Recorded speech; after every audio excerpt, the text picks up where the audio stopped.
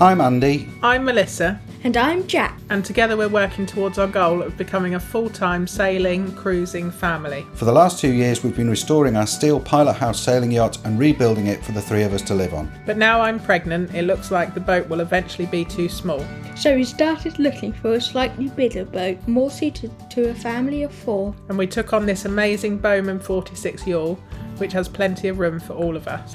So now we're working hard to get both boats in the water, so we can choose which one will be the right boat for us to head off and explore the world in. Follow along to keep track of our progress as we focus on getting our family afloat. Hi everybody and welcome to our Q&A Christmas special. Yeah, we've had some time at home over Christmas. Yeah. And a bit of family time, so we thought we'd take this opportunity to answer some of your most recent, most asked questions. Yeah, because no, we haven't been doing any boat work on Christmas Day. A few days off. So yeah, with that in mind, let's crack on and answer some of the questions that have come up in the comments. So the questions are going to appear on the screen, but I'll read them out. So I think we need to address this question first. Okay. Probably the most important question. I know some people leave those to the very end, but I think, you know, it's important that we address this one first. So we all know you will keep this boat. As to be honest, why buy it? Just tell us Melody is going and don't be afraid to tell us. I'm perfectly okay with the new boat. It's fantastic and it needs for your needs, and once done, it won't need as much maintenance as Melody. I'll start with the answer and then you can finish. Mm-hmm. So when we bought it, we didn't know that we were going to choose that boat. What we wanted was to get out of our house and have somewhere to live, and it was a very viable option because we didn't want to move into another house, and then it's gone on from there. Yeah, absolutely. Where you know, we certainly hadn't made our minds up from day one that the Bowman was going to be our forever boat. I can now announce that we have made that decision. Yeah. The Bowman is going to be the one that we stick with, and we will be selling Melody ultimately. Which is very sad. Not until she's in the water. We answer that in another one of the questions in this Q&A. So stick with that for the full answer on what about selling Melody. But certainly no, when we bought the Bowman, we bought her almost as though we were paying rent on a flat up front. You know, because we've got to move out of the house, and our options are either move in with my mum, I don't want to do that, rent a house, rent a flat, you know, and all of those things come with council tax and bills and blah, blah, blah, and lots of other stuff. So we thought, well, look, this boat's come up. Even if we don't choose to keep the Bowman, it's a fantastic, we can live on it, and we could flip it and we could sell it. Yeah, we felt confident we wouldn't lose any money on it. We knew we wouldn't lose money, we could live on the Bowman, finish Melody, and actually we got the Bowman and thought, no, that's the one that we want to keep, let's sell Melody. But certainly that wasn't the case when we went and bought it. We bought it as a consideration. It wasn't, we didn't just buy it as a just somewhere to live. It was definitely it's always been a consideration that will be the boat that we keep because it is bigger and more roomy for a family of 4. You know, but we hadn't made our ultimate decision. You know, and I think we pride ourselves in being sort of open, honest and transparent, and that is the truth, that when we went to look at the Bowman, we were going open eyes and thinking of it possibly as something to flip, possibly as something to keep, but we hadn't got our minds made up, even though we now have. And we will be very sad to see Melody go. Absolutely. We have put our heart and soul in it, but we want a boat that we can keep long term. Yeah. So here's the question. Pretty disappointing that you guys have bought a GRP boat that eventually will join the 100,000 plus boats annually that are crushed and sent to landfill and microfibers and plastics in the ocean. I really admired that you had a steel boat and this is 100% recyclable. Would have been good to use your channel to bring to people's attention and done some good for our oceans. It's a very good question. Very good question, and we frankly agree completely with that. One of the things we loved most about Melody was the fact that she was a steel boat. We love working on steel, and one of the best things about that is that it's completely biodegradable, and when a steel boat reaches the end of its life, it rusts and goes back to the earth. And one of the biggest problems with fiberglass plastic boats is there's no current way to get rid of them effectively. However, the way we feel about this is, obviously the boat is a much better boat. That boat is going to end up in a landfill one day, certainly with the technology that we have for disposing of it at the moment. So what we have done is we've prevented it going to landfill now. Yep. We're going to restore it and keep it going for another 10, 20, 30, 40 years. So at least it will avoid ending up in a landfill for a long, long time, by which point, hopefully, we may have developed, science may have moved forward and technology may have moved forward, and we may have better means of getting rid of this stuff. What we're not big fans of, or what doesn't sit comfortably with us, is the production of new fiberglass boats, although I don't know what the answer is. Yeah, don't know what the answer is, and never say never. We're not saying that we would never have a new boat. Yeah. But, you know, we feel quite happy that we're bringing another one back from the dead, so to speak. Yeah. Yeah, so... And we've recycled that boat, really. Actually. Yeah, absolutely, yeah. We've recycled a boat that would be in landfill probably in the next 2 or 3 years. But we definitely, I mean, that's something that Jack's very passionate about, and we do definitely want to spread awareness as we travel around about plastics in our oceans and stuff like that. So, right, so there's a question from one of our lovely patrons. Your cockpit is in the centre of the boat. What is the advantage and the inconvenience of this? Okay. Yeah, so centre cockpit boats, very popular for cruising. There's advantages and disadvantages to centre cockpits and aft cockpits. From a design point of view, it means that you've got much more space for aft cabins. From a safety point of view, for a family cruising, I actually think that they're a much safer option, because if the boat gets pooped, which is when a wave comes over the stern or over the side of the boat and floods the cockpit, there's much less likelihood of that happening with a centre cockpit boat. With an aft cockpit boat, obviously, that can drain out through the transom, but it's much less likely to happen at all with a centre cockpit boat. So for cruising with a family, a centre cockpit boat is I believe, safer. And the centre's said to be the most comfortable place in the boat. Yeah, absolutely. Yeah, less seasickness equals happiness. Yeah, of course. So, you know, the centre of motion, you're nearer the centre of motion and the centre of gravity of the boat. So it's a more comfortable place to be. Arguably, some people would disagree with that. Next question from one of our viewers. Mark from Wildlings could take on Melody. Yeah, great question. And we love Mark. If you go back to previous episodes, we've had Mark on our channel. Good friends with Mark. Yeah. And we would love Mark to have Melody, but obviously maybe not the boat for Mark. However, if he wanted to make us an offer, we would definitely consider it, and it would be really cool for Mark to have Melody. Yeah, totally agree. And we'd definitely do him a better price. Yeah. If Mark wanted to buy Melody, we would sell Melody to Mark for a substantially less than we would be wanting to anybody else. Just because it would be great to see her carry on the internet. Yeah. And see her finished and in the water with somebody like Mark. Yeah. So That'd be awesome. Can't think of anybody we'd rather have. But that's entirely up to him. Yes, and he knows as well, and we've discussed it briefly, and Yeah.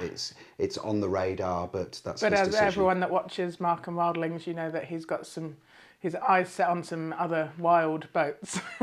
Yeah. And we fully support whatever Mark does. And I think the catamaran idea would be incredible. Yeah. Great. Yeah. You guys shouldn't have got a second boat. You don't need a third cabin until the new baby is 12 to 24 months old. I'll answer that. Yeah. I think, you're absolutely right. The baby is not going to take up any extra space. There's going to be some extra bits that come with the baby. But what we want to do is leave here knowing that we're not going to have to stop and either completely change the layout of our boat or get another boat. You know, we want to leave the UK and not think, oh gosh, in 2 years' time we're going to have to do a restoration, because the reality is that it'd be very unlikely in 2 years' time that we'd be able to afford a turnkey boat. So if we can go now with the boat that we have and we can upgrade along the way, we don't want to be on the hard for a year or two with a toddler. So we'd rather do it now. Yeah, don't want to start another refurb. Yeah, we'd rather of grow another into the boat with a toddler. We Yeah. we want to be going with the whole family Yeah. on the boat that we're going. and on. we very much want our home for our kids Yeah. to grow up on, to stay. You know, one day we may change it, but we kind of feel that Yeah. it's our forever home. I don't think we're going to change it. The Bowman is a very good boat. Yeah. Yeah. Why not a catamaran? Why not a catamaran? I'm personally, and this is my personal preference, I'm not a big cat fan. I am definitely not saying I would never have a cat. No, you've not sailed enough to... I've not sailed enough multi-hulls to know whether I would have one or I wouldn't. The primary reasons for us to not have a cat at the moment are, one didn't come up at the right time at the right price. If it had, we may have one. And secondly, I would, at this stage, probably err away simply because of the cost of going into marinas and the added cost of running a cat and a multi-hull is vast. You know, you take a cat into a marina and you've got a big bill. Yeah. So we're much more used to sailing multi-hulls. Melissa races. No, we're not. Sorry, we're much more used to racing monohulls. Melissa is part of a racing team in Pwllheli. I've raced on multi-hulls. Monohulls, you haven't... Monohulls, Dad. Right, we're much more used to sailing and racing monohulls. Melissa sails as part of a team in Pwllheli on a monohull. I've done some racing on monohulls, and every boat that I've ever owned has been a monohull. So better the devil you know, and certainly when we're making the transition from land life to liveaboard life, I think we'd be more comfortable with the familiarity of what we know and what we can work with. And it's one of those things, never say never, but we're very happy with a monohull, and that's our choice. And maybe one day we'll do a full episode of monohull versus catamaran if we ever get an opportunity to sail and test one. Yeah, and another point, I'll come back to you in 1 second, but I do think that there is a lot of silly nonsense spoken about how well cats go upwind and how well they go downwind and the risks of what happens if you turn turtle and all that stuff. And there's a lot of complete nonsense spoken about that.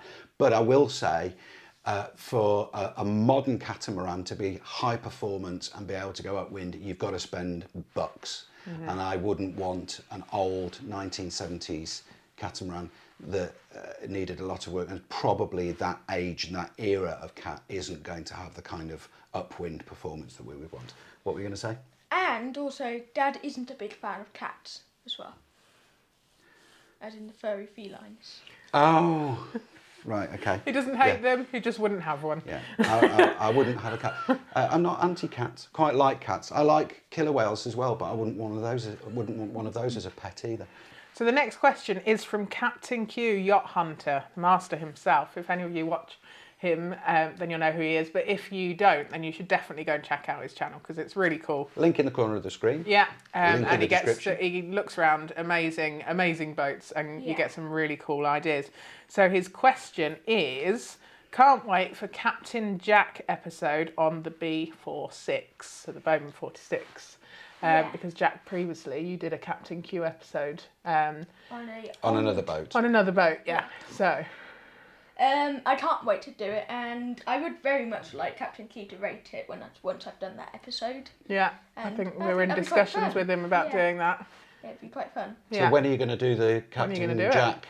Well, I think I should do it when the boat's in the water and there's some upgrades, because it's still a bit of a working space currently. Yeah, brilliant. Excellent. So that episode will definitely be coming out. There will be a Captain Jack Yacht Hunter episode on our Bowman 46, and watch this space because I think Captain Q is going to do the score and rating of the boat really cool at the end if of he the does. episode.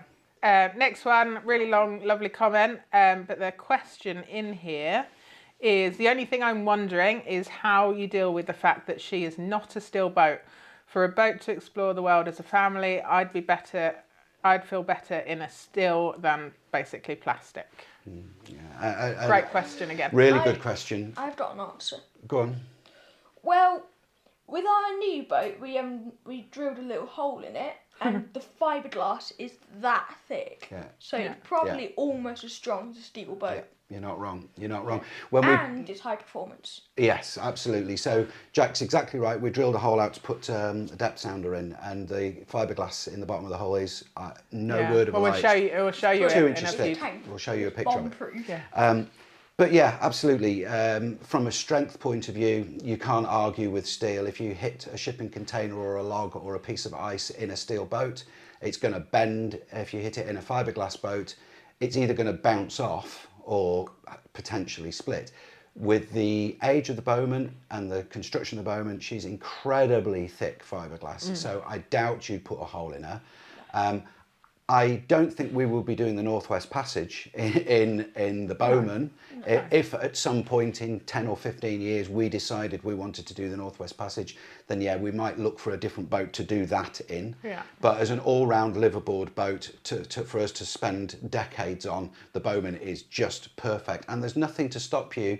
Eric and BJS goes right up into the, icy places. Uma have been up there. We'd be happy to follow the tracks. We'd be happy to go up there, but no, we wouldn't be doing sort of Arctic exploration in the Bowman.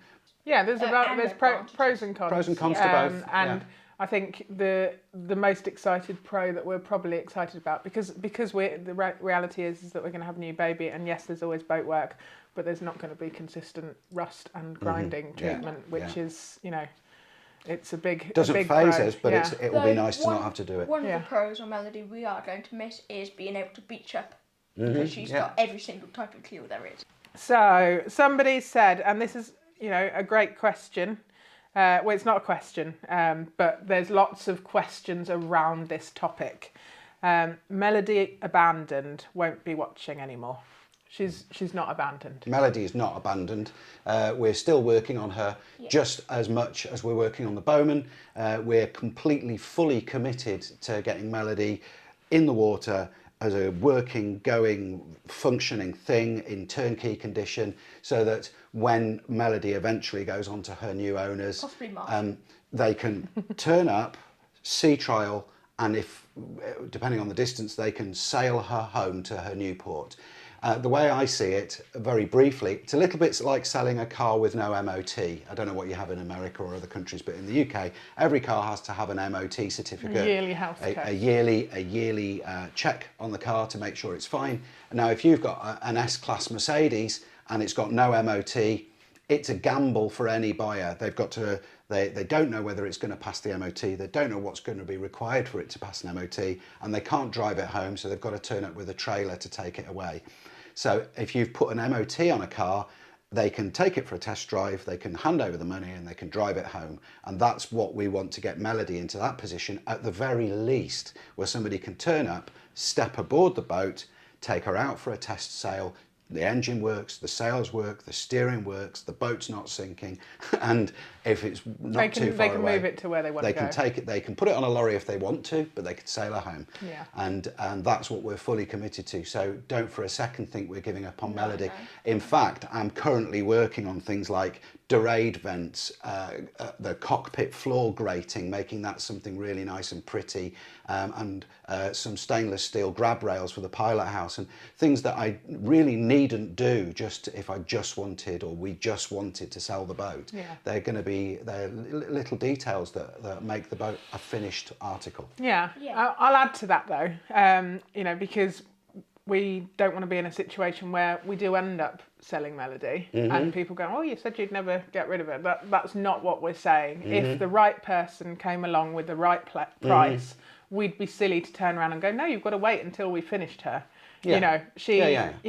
If anyone is interested in her, then do contact us. Yeah. And if they're interested in her in her current state or her finished state, we'd be daft if somebody turned up and said, I love Melody as she is, I want to take this project forward. I want to start a YouTube channel finishing Melody. Yeah. Go for it. We'll fully support you. Yeah. But if nobody does, we will finish Melody and we'll move her on in a turnkey condition. Yeah. Excellent. Right. New boat name? ? Right. So what's the current name?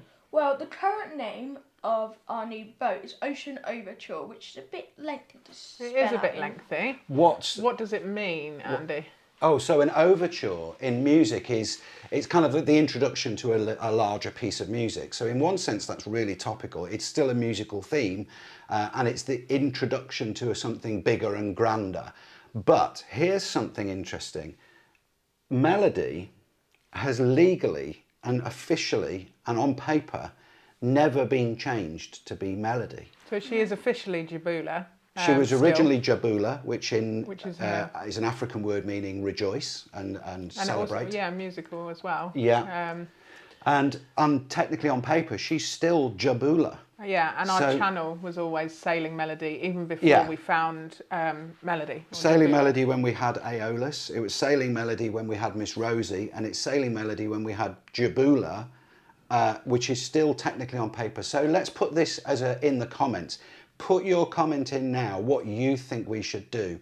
There's nothing to stop us calling the new boat Melody, keeping Jabula, the steel boat, as Jabula, and she can rejoice that she's back in the water and back where she should be with her, and that can be the rejoicing part of the steel boat, that back in the water where she should be, and that the new boat becomes Melody. Or should we call the new boat Ocean Overture and keep the steel boat as Melody? Or one idea we had, which is to call the new boat Ocean Melody. Ocean Melody, which kind of mixes the two. So we'd have Melody and Ocean Melody. Or any other ideas. Let's hear the suggestions in the comments, guys. Yeah. So this question is for Jack. So somebody's talking about they had a friend who was deaf and had ear surgery as a child, which affected their equilibrium. So when they went offshore, they were really sick, like really seasick. So my question is, has Jack ever been offshore on the open sea, and have you considered this? Yes, I have been offshore. We sailed to Guernsey on my change boat. Yeah. That's 15 hours each way. So. Yeah, in basically pretty gnarly weather when we left. Yeah, pretty gnarly. And basically, I'm the opposite of that. I don't get seasickness, air sickness, or car sickness, but I do when I read. I got really bad seasickness when I was. Well, it wasn't bad. It wasn't bad actually. It was very mild. You felt sick, and then you ate a biscuit, and you were fine. It's just because I read a lot, and I read below. So yeah. Sitting down below deck in short chop in a 5 to 6 in wind against tide, short chop, and he sat down below reading, and he felt a bit nauseous, but. And when we went, we took Jack racing with us. Yeah. And it was gusting at like 35 knots at least. Yeah. And it was really choppy out of Pwllheli, and he was downstairs with his head in a book, and he came up and he felt sick, and he concentrated on the horizon, and he concentrated on a buoy. Fine. And that was racing in really gnarly conditions. Yeah, and like pushing the boat. We've certainly got no suspicion though that Jack's cochlear implants will make his seasickness worse, or his prospects of seasickness worse. And we actually think that there's a little bit of evidence to show that in Jack's case, they may have actually helped him be less seasick. Next question. For you, Andy, okay. I think. I would strongly advise that you obtain a full professional survey before proceeding further. Yeah, we've done that. We had a complete survey with a yacht surveyor called Chris Olsen, who was incredible, so thorough, and went round hitting the boat and inspected every single square inch of the entire boat, and including the rig. We've also had the entire rig checked by Dan, the local rigger, who has helped us put the rig up. Spoiler, if we've not announced that yet, the rig is actually up now. Yeah. And we've had all of the sails professionally checked by a local sail loft. So we've got a report on the whole boat and the rig and the sails, and they're all grand. I'm not saying there's no issues. There are some issues. But there is nothing serious to worry about at all. And we've had 2 marine engineers look at the engine, which runs perfectly. So there is nothing serious to worry about with the boat at all. Full survey has been done. The boat's fully insured, fully comprehensive, with a full professional survey, all signed off and ticked. All the bells and whistles are working. All the bells and whistles. And there's definitely jobs to do, but nothing major. Nothing major. So we're happy. Yeah. Right, nice boat, but oh no, all the teak deck, I'd rip it off and epoxy it probably. Bit of a pity though, as it's supposedly new. It's all glued down, it's not screwed and bolted, and it's in screwed and bolted. It's not screwed down through the deck. Yeah. It's in fab condition, and maybe one day, 20 years down the line, we may take it off if it causes us issues. Yeah. But as it is, it's beautiful and really makes the boat. So we won't be taking it off until it needs taking it off, and providing we maintain it and look after it, then all should be good. Yeah, that would have been a deal breaker for me. If we'd have gone to look at the Bowman and she'd had big issues with the teak deck and querying soft spots in the deck and looking at, oh my goodness, if we got core problems with the deck, that would have been a deal breaker. We would have walked away. Part of the reason we've jumped on this is because the teak decks are brand new, they're in spectacular condition, and there isn't one single screw, only in the tow rail there is, but the decks themselves are fully bonded down. There's no spongy areas, there are no issues with delamination or soft spots in the chord deck. Yeah. So yeah, happy with them. And as Melissa says, if down the line the teak decks become a complete pain in the butt, rip never them say off, never. It's going to be a topic. and Kiwi grip the whole thing. But for now, they're fine. Yeah. You guys should have your new boat moved to the same site on your original boat. We definitely want to get her up to the same area. We want her in the water, not on the hard. And she can't actually go in the water by Melody. She can go down the road, but it dries out there. And obviously she hasn't got the bilge kills like Melody. Spoiler alert. The Bowman is already in the water. She's floating, she's launched, and there's loads of exciting episodes coming up. The Bowman's already in the water. She's already in a position to sail back to North Wales. We're waiting on other work and family commitments and a weather window. It's horrible weather at the moment, so we're not sailing anywhere. We need to do some sea trials, and then we're in a position to sail her home. She's already in that position. But she can't go to Bangor because it dries out, so we'd need to find another marina with deep water to go into. So possibly Milford Haven, possibly Carnarvon, Victoria Dock, possibly Pwllheli, but we'll look around. Conway.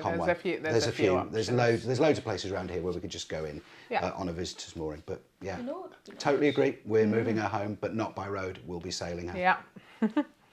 Next question. Eventually, you may want to replace your gas stove and oven with an electric induction stove and oven with electric cooking. You have one less reason to be in port, and you won't ever have to deal with a port not having gas and different fittings. When Melissa and I got married, we didn't want any gifts for our wedding because we're moving onto a boat. So we're getting rid of all of our worldly possessions, and we put up a wedding gift list, which is still actually there if you wanted to add to it. But as a result of that, we were donated from our guests at the wedding, and some lovely kind followers on YouTube you're all amazing. Donated some money to our account on Pro Marine Store, from whom we have purchased, using that money, a bank of lithium batteries. We've got 3 lithium batteries so far, and a Victron inverter charger, and a DC-DC charger, and shunt. There's a few other bits and pieces we want, like the battery monitor and some more lithium batteries, but we've got everything that we need to get going, and we'll be getting rid of the propane stove and putting in an induction hob and combi. Yeah, and we'd like to make some sort of setup like Mads has got on the sail life. And if you did want to help us out, not asking anybody, but the link is still in the description if you wanted to put towards But the lithium will be going on the new boat. You know, it was our wedding gift. We want to take it around the world with us. Yeah. Good Lord, glutton for punishment, 2 boats on the hard, neither seaworthy. With that kind of money spent, you all could have been in the Caribbean on a newer insurable boat. I just don't get it. We haven't spent a lot of money on either boat. Obviously, Melody, we have spent money doing her up, yes. But definitely not the kind of money that would have bought us a turnkey Bluewater boat for us to already be in the Caribbean. Not even close, even close. What we've spent on both boats together, you wouldn't even get half a turnkey boat. I can promise you that. And as I've already said, as Melissa hinted in the spoiler, the Bowman is seaworthy and is already in the sea and is in a sailing, motoring sailing condition already now. While you're watching this, she's already. So it's actually brought us a massive step closer to the Caribbean. Yeah, yeah.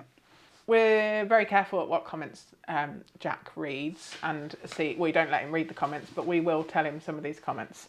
Now, this one's a very interesting one, and we had a few like this.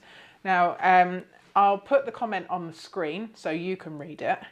But the answer to the question is that we do absolutely trust Jack to be out on the foredeck, but with a boat that high,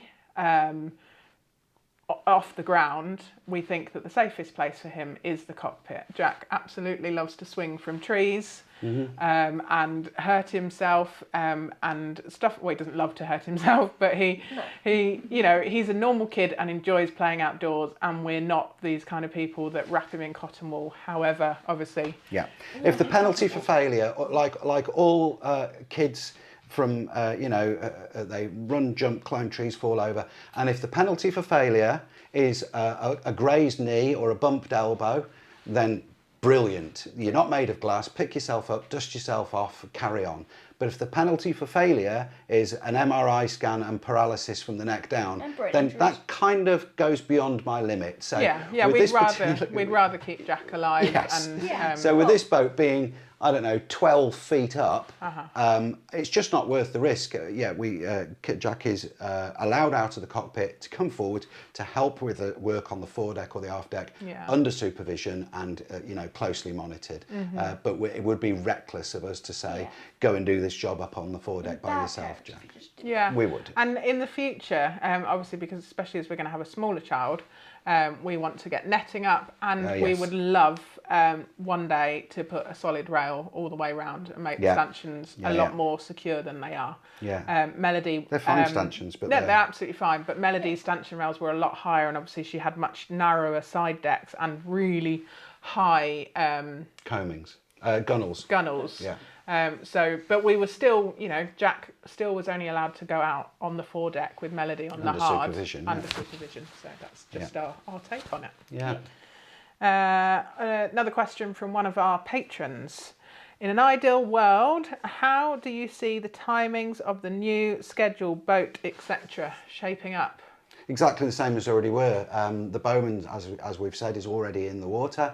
We're looking for a weather window to sail her home. In the meantime, I'm here working up here, and we're continuing work on Melody. The Melody will still go in the water April time, just as planned. May, maybe April, May. Perhaps a couple of weeks later than planned, but not. I shouldn't imagine so. The only thing left to do on Melody to get her in the water are the chain plates, finish the keel box, reassemble the keel and step the mast, and then she's good to float. And then obviously anti-foul and that kind of stuff. But I mean, the change to that is we're hoping to bring the Bowman back up sort of January, February, depending on a weather window. And we want to be on the living on the Bowman by the end of February, really. That is the change to our plans. Obviously, Melody wouldn't be in a position to live on until after the baby's here, realistically. So timescale wise, no huge change. Yeah, that's it. That sums up all our questions.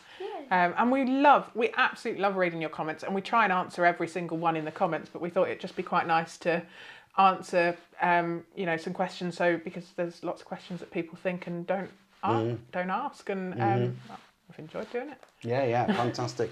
Thank you very, very much for watching. We hope you had an amazing Christmas, and we hope you have a fantastic New Year. And that 2023 is brilliant for you. We're spending New Year in the water. We're about to go down to spend New Year on the boat. So Andy's birthday. He's a New Year's Eve baby. Yeah, absolutely. So we'll see you next time on Sailing Melody. In the meantime, look forward to reading your comments. Thanks so much for watching. Take care. Bye. Bye-bye. We do hope you enjoyed the video, and if you did, please leave us a thumbs up and drop a comment in the comments section below. And if you want to see some sneaky peeks into what's coming up, because we're filming quite a way ahead at the moment, head over and follow us on our Facebook and Instagram. link in the description, of course. We'd like to say thanks to Jack Major, Ian McCormack, Cloud Malieu, Jill Punter, Steve Schmidt, Robert Bromley, Paul Rust, Nick Carrace and Greg Bolito for gifts through Coffee and PayPal. And we'd like to welcome aboard our new patron, Mike Barrett, and thank our whole patron family for your continued support. We love you all. See you next time. Bye.